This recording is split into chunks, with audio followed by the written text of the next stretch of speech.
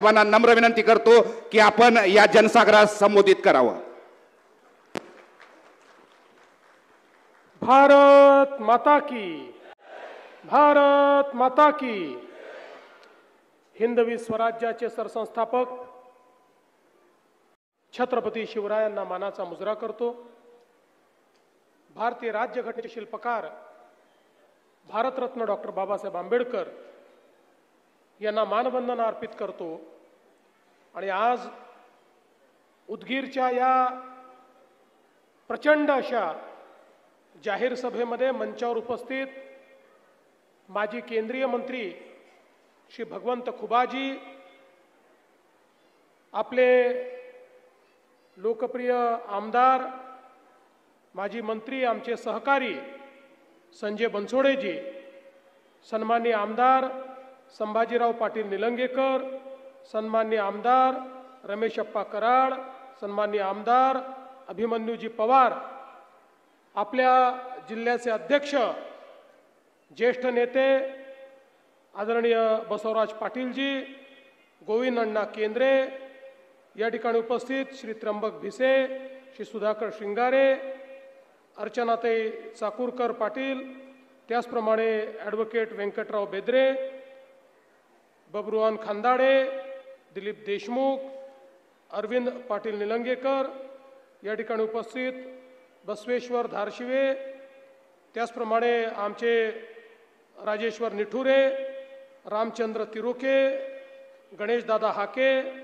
अमोल निळवदे, राहुल केंद्रे, संगमेश्वर डसे, त्याचप्रमाणे लक्ष्मण कांबळे, गिरीश पाटील, मंचावर उपस्थित सर्व मान्यवर, विशेषतः या उदगीर नगरपालिकेकरता आपले उमेदवार सौ स्वातीताई हुडे, त्याचप्रमाणे औस्याच्या आपले उमेदवार डॉक्टर ज्योतिताई बनसोडे, अहमदपूरचे आपले उमेदवार ॲडव्होकेट स्वप्नील वाते, रेणापूरचे आपले उमेदवार शोभाताई अक्कनगिरे आणि निलंग्याचे आपले उमेदवार संजयराज हलगरकर या ठिकाणी उपस्थित मोठ्या संख्येनं या सभेमध्ये आलेल्या माझ्या लाडक्या बहिणी आणि तितक्याच लाडक्या भावांनो, आज मला अतिशय आनंद आहे की उदगीरच्या नगरीमध्ये या ठिकाणी मी आलेलो आहे। आणि म्हणून उदगीरचं आराध्य दैवत बोधनची आई जगदंबा मातेच्या चरणी मी या ठिकाणी नतमस्तक होतो आणि तपस्वी ऋषी उदयगिरी बाबा यांचा देखील आशीर्वाद या ठिकाणी प्राप्त करतो। खरं म्हणजे आपल्या सगळ्यांना माहिती आहे, उदगीर ही अतिशय प्राचीन अशा प्रकारची नगरी आहे। अनेक राज्य साम्राज्य बघितलेली ही नगरी आहे आणि आजही उदगीरचा जो किल्ला आहे, अनेक रणसंग्रामाचा साक्षीदार असलेला हा किल्ला या ठिकाणी एक मोठा इतिहास आपल्याला सांगतो। अशा प्रकारची एक मोठी स्वातंत्र्याची चळवळ देखील बघितलेली ही नगरी आहे। हैदराबादचा मुक्तीसंग्राम बघितलेली ही नगरी आहे आणि म्हणूनच खऱ्या अर्थानं या नगरीला या ठिकाणी एक वेगळं आणि अनन्यसाधारण अशा प्रकारचं महत्त्व आहे। उदगीर अशा ठिकाणी आहे की ज्या ठिकाणी एकीकडे कर्नाटक आहे, दुसरीकडे महाराष्ट्र आहे आणि एक मोठी बाजारपेठ म्हणून उदगीरकडे पाहिलं जातं। वेगवेगळ्या प्रकारचा जो काही व्यापार आहे हा देखील या उदगीरमध्ये खूप मोठ्या प्रमाणात होतो। आणि उदगीरबद्दल असं सांगितलं जातं की राजकारणाच्या आखाड्यात कुस्ती आणि विकासाच्या राजकारणात दोस्ती, अशा प्रकारे या उदगीरची चर्चा ही नेहमी असते। मला आज आनंद आहे की याच उदगीरमध्ये पुन्हा एकदा आपल्या समक्ष मी आलेलो आहे आणि या नगरपालिकेच्या निवडणुकीमध्ये आपला आशीर्वाद हा भारतीय जनता पार्टी, राष्ट्रवादी काँग्रेस, RPI या आपल्या युतीकरता या ठिकाणी मिळावा अशी विनंती करण्याकरता मी आलो आहे। बंधू भगिनींनो, कालच 26 नोव्हेंबर झाला। 26 नोव्हेंबर हा याकरता अत्यंत महत्त्वाचा दिवस आहे की तो भारताचा संविधान दिवस आहे। 26 नोव्हेंबर 1949 रोजी आपल्या देशाच्या संविधान सभेने भारतरत्न डॉक्टर बाबासाहेब आंबेडकरांनी जे संविधान लिहिलं ते संविधान स्वीकारलं, ते अंगीकारलं आणि त्यानंतर 26 जानेवारी 1950 रोजी हे संविधान देशामध्ये लागू झालं. हे संविधान आपल्याकरता यासाठी महत्त्वाचं आहे की आज ज्या निवडणुका आपण करतोय, ज्या लोकशाहीमध्ये आपण राहतोय, जो अधिकार आपल्याला मिळालेला आहे तो याच बाबासाहेब आंबेडकरांच्या संविधानाने आपल्याला त्या ठिकाणी प्राप्त करून दिलाय. आणि बंधू भगिनींनो, या संविधानाने या ठिकाणी खऱ्या अर्थानं समतेचं राज्य तयार केलंय. या संविधानाने सर्वांना एक मताचा अधिकार दिलाय. टाटा बिर्लाला देखील एकच मत देता येतं आणि गरीबातल्या गरीबालाही एक मत देता येतं. अशा प्रकारची समता आणि समतायुक्त लोकशाही या भारतामध्ये भारतरत्न डॉक्टर बाबासाहेब आंबेडकरांनी स्थापित केली. आणि या लोकशाहीने एक मोठं परिवर्तन काय केलं तर आपल्याला माहिती आहे की अनेक शतकानुशतक आपल्याकडे राणीच्या पोटातून राजा जन्माला यायचा. जो राणीच्या पोटी जन्म घ्यायचा तो राजा असायचा. पण आपल्या संविधानाने सांगितलं आता राजा हा राणीच्या पोटी जन्माला येणार नाही, तो मताच्या पेटीतून जन्माला येईल. जो मतदान या ठिकाणी लोक करतील आणि ज्याला निवडून देतील तोच त्या ठिकाणी राज्य चालवेल. आणि म्हणून या लोकशाहीमध्ये या निवडणुकीचं महत्त्व हे अनन्यसाधारण अत्यंत महत्त्वाचं अशा प्रकारचं आहे. आज आपल्याला माहिती आहे आपल्या देशामध्ये अनेक वर्ष आपण विकास करतो, पण आपल्या विकासाचा केंद्रबिंदू नेहमी गाव राहिलाय आणि ते महत्त्वाचं देखील आहे. भारत हा गावात बसतो. 7 लाख गावं भारतामध्ये आहे, 40,000 गावं आपल्या महाराष्ट्रामध्ये आहे. पण आता भारत हा शहरांमध्ये देखील बसतो.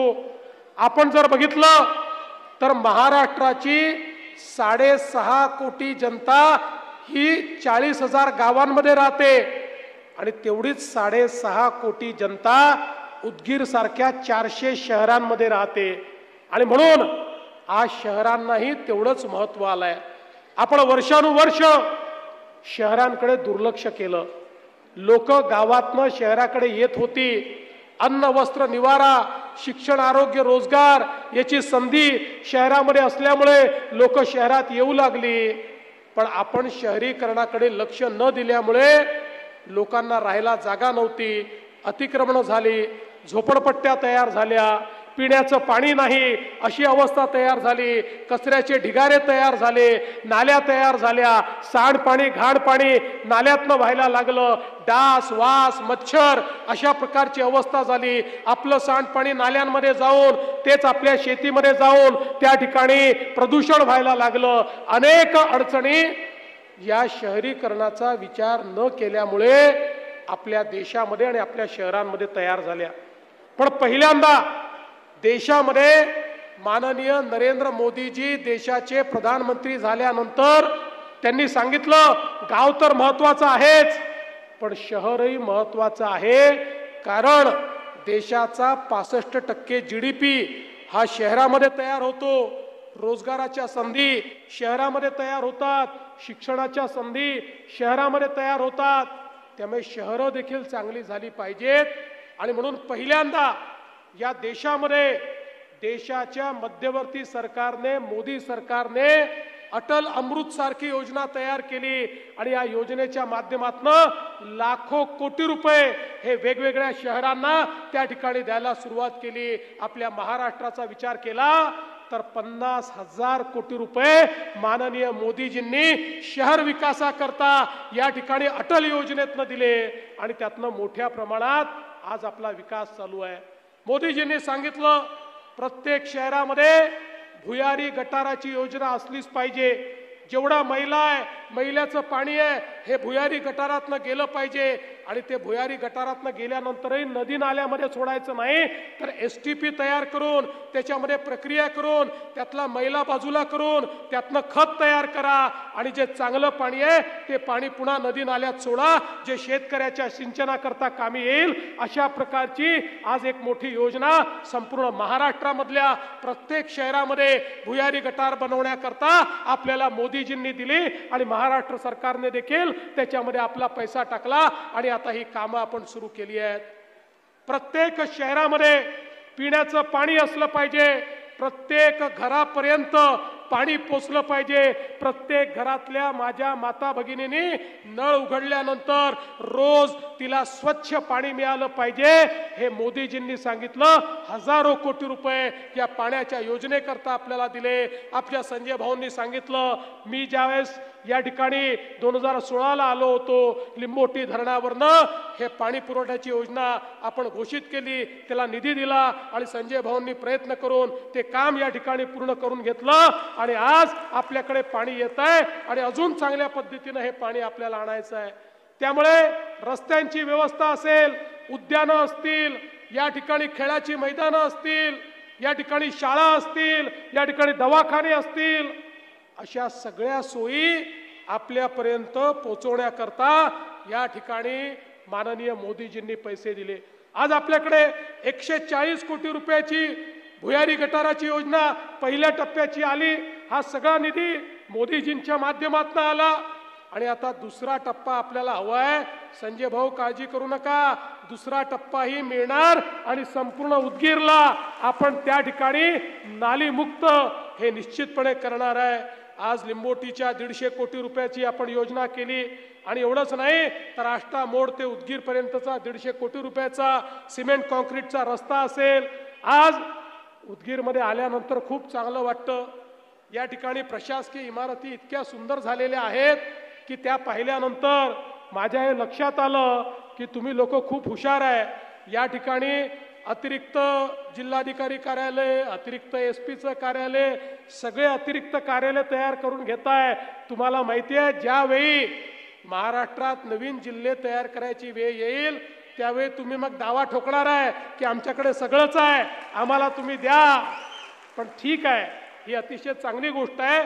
त्यामुळे तुम्ही ज्या ज्या गोष्टी या ठिकाणी मागितलेल्या आहेत त्या गोष्टी अतिरिक्त जिल्हाधिकारी कार्यालय, अतिरिक्त SPचं कार्यालय, MIDC अशा ज्या सगळ्या मागण्या तुम्ही केलेल्या आहेत, मी तुम्हाला आश्वस्त करतो उदगीरची जनता आपल्यावर आशीर्वाद देणार आहे।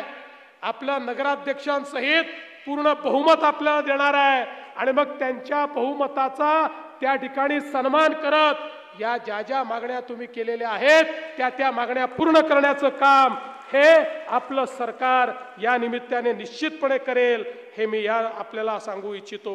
आज आपल्याला माहिती आहे मोठ्या प्रमाणात ही सगळी कामं करत असताना त्या ठिकाणी आपण एक एक शहर बदलतोय।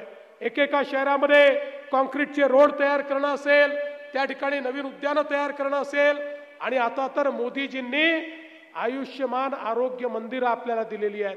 शहरांमध्ये आयुष्यमान आरोग्य मंदिराच्या माध्यमातून प्रत्येकाला दवाखाना उपलब्ध झाला पाहिजे, त्या ठिकाणी डॉक्टर असला पाहिजे, त्या ठिकाणी मोफत औषध असले पाहिजे। अशा प्रकारे मोदीजींनी व्यवस्था केली आहे आणि आपणही तुम्हाला माहिती आहे की महात्मा फुले जनारोग्य योजनेच्या अंतर्गत प्रत्येकाला 5 लाखापर्यंतचा इलाज आता मोफत केलेला आहे आणि मला सांगताना आनंद वाटतो। मागच्याच महिन्यात आम्हाला काही लोक भेटले, ते म्हणाले की साहेब महात्मा फुलेच्या अंतर्गत 5 लाखापर्यंतचा इलाज तर तुम्ही मोफत केला पण त्याच्यामध्ये 1300 आजार आहेत, पण अनेक असे आजार आहेत ज्याचा समावेशच त्याच्यामध्ये नाही। मग त्या आजारात आम्ही काय करायचं? आम्ही देशभरामध्ये प्रत्येक राज्यामध्ये कुठले कुठले आजार समाविष्ट आहेत याची यादी मागवली आणि 1300 वरनं आता 2400 आजारापर्यंत आम्ही हा इलाज वाढवला। आता 2400 आजाराकरता 5 लाखापर्यंतचा खर्च राज्याचं सरकार देईल आणि 9 आजार तर असे आहेत आम्हाला लक्षात आलं की या 9 आजारामध्ये 5 लाखापेक्षा जास्त पैसा आपल्याला द्यावा लागतो, तर त्या 9,000 मध्ये 5 लाखापेक्षा जास्त 10 लाख 15 लाख 20 लाखापर्यंतही खर्च राज्याचं सरकार करणार आहे. कोणालाही पैसे नाही म्हणून ऑपरेशन होत नाही, पैसे नाही म्हणून इलाज होत नाही. अशा पद्धतीनं आता अटीशर्ती पण ठेवल्या नाही. तुमचं रेशन कार्ड कुठलं आहे आम्ही पाहणार नाही, तुमचं आधार कार्ड कुठलं आम्ही पाहणार नाही. प्रत्येकाला या ठिकाणी हा अधिकार आपल्या राज्याच्या सरकारने या ठिकाणी दिलेला आहे. खरं म्हणजे आपल्याला माहिती आहे, आपल्या आशीर्वादाने आम्हाला दणदणीत विजय मिळाला. 1 वर्षापूर्वी न भूतो अशा प्रकारे आम्ही निवडून आलो. निवडून आल्याबरोबर गोविंद अण्णा आपले विरोधक सांगायला लागले, म्हणाले आता हे मोठ्या संख्येने निवडून आले, आता लाडकी बहीण योजना बंद करणार. 1 वर्ष झालं लाडकी बहीण योजना सुरूच आहे. आणि बहिणींना सांगतो, जोपर्यंत तुमचा देवाभाऊ मुख्यमंत्री आहे तोपर्यंत लाडकी बहीण योजना सुरूच राहणार आहे, ती बंद होणार नाही आहे. पण त्याच वेळी मला या ठिकाणी आमच्या स्वातीताईंना सांगायचं आहे की तुम्हाला ही जनता निवडून देणार आहे. आता लाडक्या बहिणीवर थांबायचं नाही आहे, आता लखपती दीदी आपल्याला तयार करायची आहे. माझ्या या बहिणींना लखपती दीदी आपल्याला बनवायचं आहे. 1 कोटी बहिणी या लखपती दीदी बनतील हे आम्ही या ठिकाणी लक्ष ठेवलंय. 50 लाख तर याच वर्षी आमच्या तयार होणार आहेत. पुढच्या 2 वर्षात अजून 50 लाख दीदींना आम्ही लखपती दीदी बनवणार आहोत. आणि म्हणून माझ्या उदगीर मधल्या ज्या लाडक्या बहिणी आहेत त्यांची जबाबदारी स्वातीताई तुमच्यावर मी टाकतो आहे. तुम्हाला त्या ठिकाणी माझ्या या बहिणींना लखपती दीदी बनवायचा आहे, त्यांचा आशीर्वाद घ्यायचा आहे. आणि मला विश्वास आहे, जी जी आश्वासनं आम्ही देतो ती आश्वासनं आम्ही नेहमी पूर्ण करत असतो. आणि आज या ठिकाणी भारतीय जनता पार्टी आणि राष्ट्रवादी काँग्रेस आपण सगळे एकत्रित आहोत. आपल्या नगराध्यक्ष पदाच्या उमेदवार यांचं चिन्ह कमळ आहे, तर आपल्या बाकी नगरसेवकांचं चिन्ह कमळ आणि घड्याळ आहे.